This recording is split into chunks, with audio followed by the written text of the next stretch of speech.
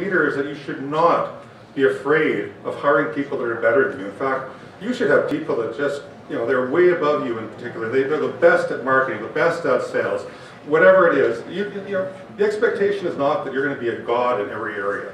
And if you think that, you're probably going to fail, because you're not. I have yet to come across a god. And I don't consider myself particularly skilled. I've just been lucky that I've worked with a lot of very skilled people. And then the strength of the team is really going to have the biggest impact on your success or failure, as Harley mentioned earlier on as well.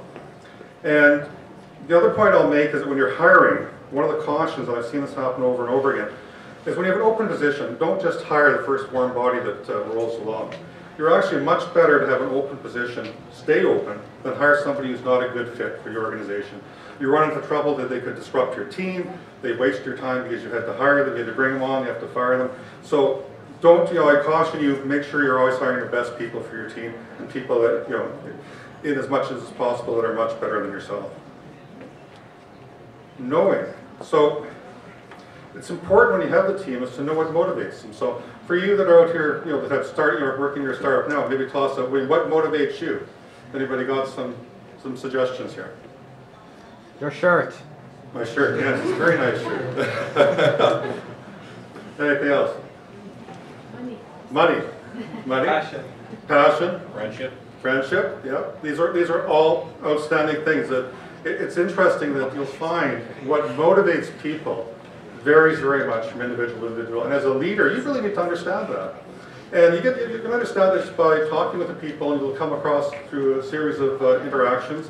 And it's important because people are motivated certainly by money, but that generally, in my experience, is not the main thing that motivates them. But they're certainly motivated by the outcome, the potential outcome of money.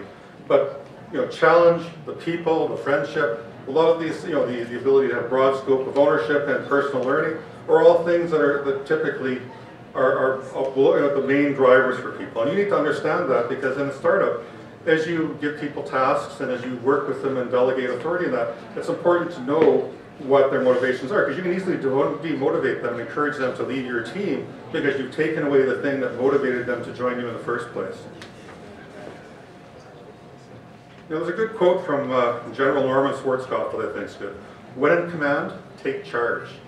And it's interesting, because the most basic hygiene thing that you need to do when you've got the startup, and a lot of people try to avoid it because it can be uncomfortable, is just laying out explicit responsibilities of who's responsible for what, who makes the decisions. I don't know how many companies that I've worked with around town where they run into problems because everybody thinks they're in charge, or they think because they're in a founding team, it's a consensus-based type of organization. And that might work early on, and certainly that's a reasonable way to work, but when you get into the state where you're going to grow and you're looking to be successful, it doesn't fly. You need to become more formal in terms of who's responsible for what, who makes the decisions. And by also laying out who's responsible for what, it empowers a team in general to take independent action and move ahead fast. And failure to do this can result in confusion, friction, unhappiness, and ultimately the potential loss of your startup opportunity. Culture. It's really the definition of it is really the informal rules that guide behavior in the absence of formal instructions. And culture, in my mind, is on par with vision in terms of its ability to define the success of a team. Because when you sit down and you define what the culture of your team is, it gives people the ability to act independently. So if you're not there, you're busy, stuff's happening, they know that, we've agreed that we're going to move things ahead, we agree that the following things are important, I can make a decision, I know I'm not going to get killed, and I know I'm in the right direction. And that can be very powerful for moving the team ahead. It can also be very powerful in the hiring process for a couple of reasons, because many of the senior people that are really good as well, they have certain expectations about the work environment. They don't want to be abused, they want to be treated with respect, they want to know that the team will operate in a certain way, and by laying out what the culture of your company is, it says a lot about what they can expect when they join you, and it also says a lot about you as the leader of the company and what they can expect.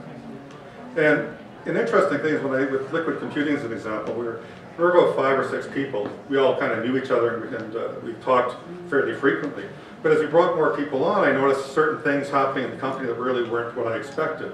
And it wasn't because people were trying to do things badly, it's that people we brought in from other companies were behaving in a manner consistent with the culture of the companies they come from, which is not necessarily what we wanted in our company. And that was a trigger for us to get together and say, well, in this company, this is really what I would like to see. I'd like to get your feedback on it. And we put together what we wanted to see as a culture of liquid computing. And I think that's it's a very important thing to lay that out and then to adhere to it, be a role model to it. And when people in your company don't, conform to it for whatever reason, then you need to step in and set things straight. Sharing in a startup as a leader is very important for you. It's a very dynamic environment. Things are changing all the time. Directions are changing. Priorities are changing. It's very important to let people know what's happening, because in the absence of information, people will think the worst. And the last thing you want is a team that suddenly goes into harmonic dissonance because they think things are going badly because they heard nothing. Now the reality is they might not have heard anything because you've been working hard on sales and you're bringing so much money in, you're too busy to go talk to them. But they don't know that unless you tell them. You need to share things like successes, failures. At Liquid Computing, we have regular all-hands meetings when we got really large. At Purple Forge, we're still very small, so we actually get together over my dining room table every morning from 10 to 12, and we go over basically priority status and what's happening and what new deals are on the horizon. Startup time's a commodity. It's a very precious commodity. If you and members of your team aren't working on things that are getting you one step closer to bringing another dollar in the door, you're doing a disservice to your team because you haven't sat down and told them what the priorities are, you haven't drawn the lines, you haven't laid out where the compromises are, or you haven't made the scope implicit or explicit. So you're the leader who has to say, here's what's important, here's what we're going to do, and here's what we're not going to do, because they look to you to make these decisions. And actually, that's one of the benefits of a startup, is that you can be really nimble. And the way you're really nimble is by continuously looking at the work that you're doing, what's important, what's not important, and making sure that everybody's focused on exactly what needs to be done. Now, this is one, which is interesting. And I learned this, very early on, and continue to learn it today. Is the courage. Is that the tendency will always be to gravitate to what you're comfortable with. So if you're a technology guy, you're coding, you're going to feel real comfortable sitting in your basement coding. And the thought of actually going to talk to a customer who might buy the product to say, do you think you might like this? No, we'll wait until the product's done, then we'll go talk to somebody.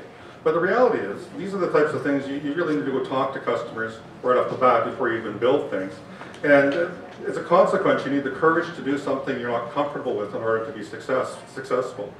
Some examples being, you need to have the courage to say no to contracts that aren't right for your company. Because you will get contracts, and I've had them come in where the sales guy says, oh, we got to take this, and say, no, it's not right for our company, it's not what we're about, it's not what we're doing. If we do it, it'll take us off track, way off track. You need to have courage to say no to working with bad customers. And I've had customers that are just downright unpleasant to the point where they said, of course you'll do this at this rate. And I said, well, no, I'm sorry, we're going to have to pass on it. And that's one of the benefits of a startup as well. You do have the privilege of being able to decide who you want to work with, customers included. You do have to have the courage to say no, because if you don't say no, you can end up in a very bad place. You have to have the courage to terminate an employee. It's a really difficult thing to do. It has impacts on everybody. But you do need to be able to step up and do it. And even today, for instance, I hate cold calling. I absolutely hate it. You really have to work up to do it, but I know it's a necessary part of what I need to do. It's just even an example. Recently, there was a customer opportunity where I saw a potential partnership, and I knew if I thought about it too long, I'd just keep putting off the call. And I said, no, picked up the call, hit the phone. We just signed a contract with them last week. So you need to kind of get over the things you don't feel comfortable with and push ahead with them, because it is necessary to move the ball ahead. It's all about getting the sales and moving closer to the end goal. Oops. Okay, the other thing is adapting. So as a leader in your company, your leadership, your role is going to change as your company grows. You need to be aware of that and adapt. If you don't adapt, if you've taken any venture capital money, you probably won't be around for too long, because as the company grows, they're going to want it to grow as rapidly as possible, and if you can't adapt, they'll find somebody who can. And changing your role really means changing what you focus on. So as an example, it typically means you're delegating more to other people on your team. It also typically means you're much further removed from the nuts and bolts of an operation of the company. You spend a lot more of your time outward facing, so dealing with customers, partners, service providers, and the media. And that's actually a good thing. And again, that's something that can push people outside of their comfort zone. And that's why we'll see some companies as they grow where the CEOs will step aside and let somebody else come on and do that role because they want to stay technical or they want to do something else other than talk to customers and golf and eat dinners and all that sort of stuff. Which, by the way, it's a funny story. So I actually hate golf, but when I was with Liquid, I had to do a lot of golfing, and I remember I bought these golf clubs called Pings. And we're sitting there, and I thought, we were out in the golf thing, I thought these Ping golf clubs, the name they were called, was an Asian company that built it. And then they told me, no, that's the sound that the golf ball makes when it hits these clubs. So I felt kind of stupid about that one. In terms of the next feedback, so you know how good it feels when you're at work and your manager comes up and says, that's a really good job you did. I really appreciate you putting in the extra effort. I recognize what you've done.